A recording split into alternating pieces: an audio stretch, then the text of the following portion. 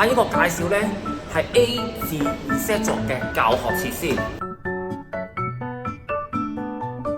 大多數呢樓高5層，部分呢可以通去其他座，方便學生呢走去其他地方上堂嘅。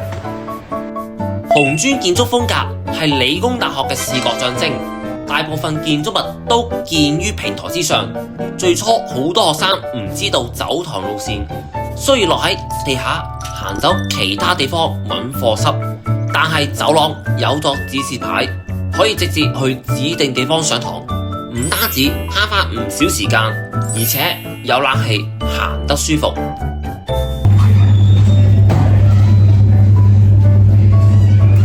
好多課室設施同埋教學環境呢，真係多元化，上 lecture 同 tutorial 更加專注同埋精神。入面演講廳嘅課室非常大，座椅闊落，同享受豪華感。出面走廊有唔少嘅長長嘅台同埋座椅，學生可以喺走廊做功課同埋充電唔同嘅設備。